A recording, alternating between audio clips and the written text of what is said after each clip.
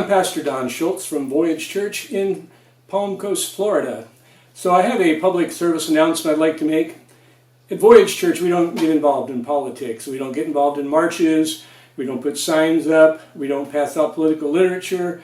I don't talk about politics from the pulpit. We don't get into candidates and things like that. However, in November, you're going to be asked to vote yes or no, up or down, on a matter of life and death.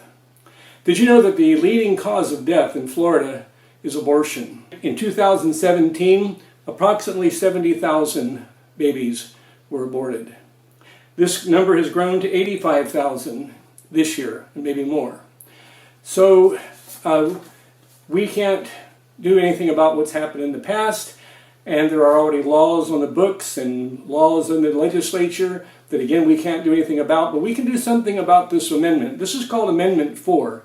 One of the reasons that I'm so opposed to it is that it is written in a very, very deceptive way.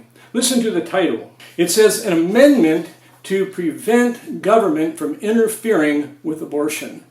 Now that sounds good, doesn't it? Everyone's opposed, well not everyone, but I suppose most people are opposed to government interference or intervention in our personal lives, especially our medical care.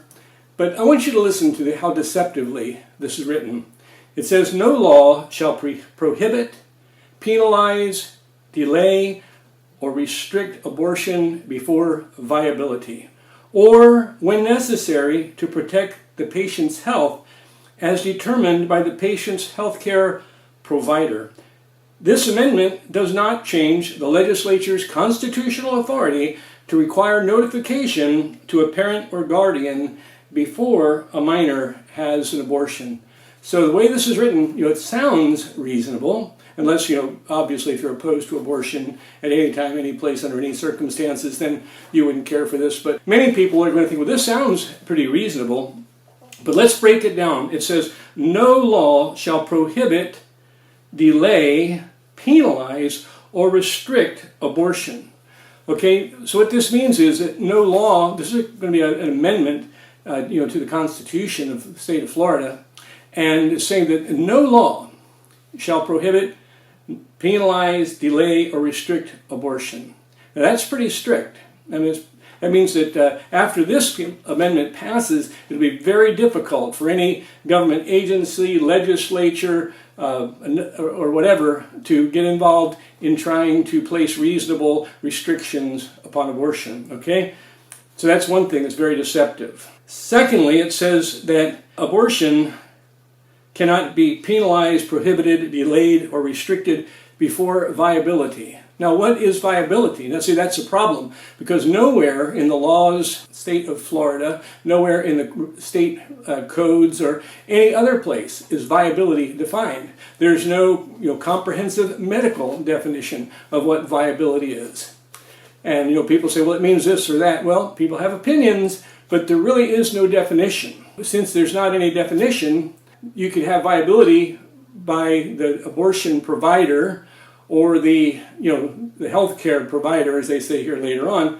You could say that the viability is once the child's out of the womb. Somebody could say, well, viability is once the child can survive on its own. This means that this is totally allowing for not just late-term abortion, not just third trimester abortion, but abortion pretty much up till the moment of birth, and perhaps even after birth, because the child is not, quote, viable, alive on its own until the umbilical cord is cut, and that's after birth.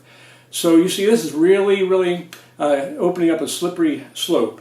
Next, it says you can't restrict, delay, penalize, or prohibit abortion when it's necessary to protect the patient's health.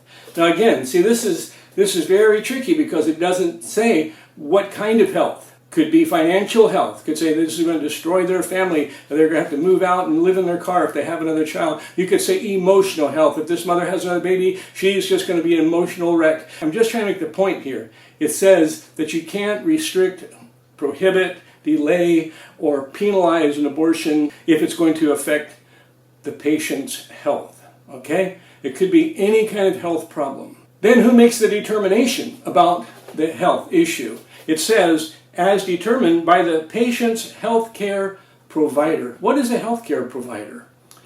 Some of you have seen your relatives, or maybe even you yourself, have to become a healthcare provider. When you have a father, mother, grandparent, or child even that requires 24-hour care, and you have to be the one giving shots and changing diapers and emptying bedpans. So now you're a healthcare provider.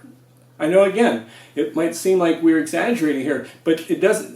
That's the problem with this. It's written in such a devious way as to leave the door open for anybody to be called a healthcare provider. Could be a nurse, could be a counselor, a health counselor, somebody that's got an associate's degree and works for the state or works for some agency, Planned Parenthood or whatever, and now they're a healthcare provider. And if they say, "Oh, I think that the birth of this child is going to affect the patient's health in some way," if they say that, then no one can stop them from killing that child. Finally, it says this amendment does not change the legislature's constitutional authority to require notification to a parent or guardian before a minor has an abortion. Now, it doesn't say how long. It doesn't say that they have to notify them a month before, or 3 weeks before, or 2 weeks before. They could simply call from the operating theater and say, "By the way, we wanted to notify you that in just about 10 minutes we're going to abort your grandchild." Again, this might seem extreme, but that is how this thing reads. I encourage you, get a copy of it, ballot amendment 4, read it for yourself.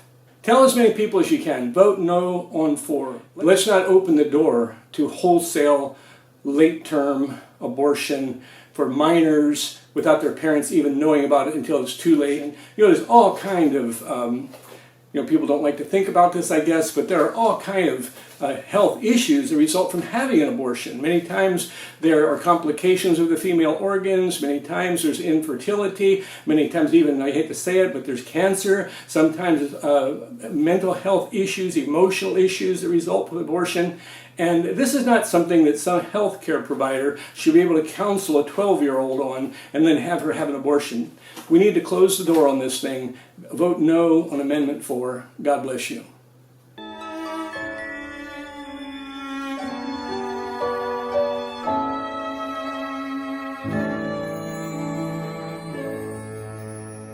Hush, little baby, don't say a word. Mama's gonna buy you a mockingbird. And if that mockingbird don't sing, Mama's gonna buy you a diamond.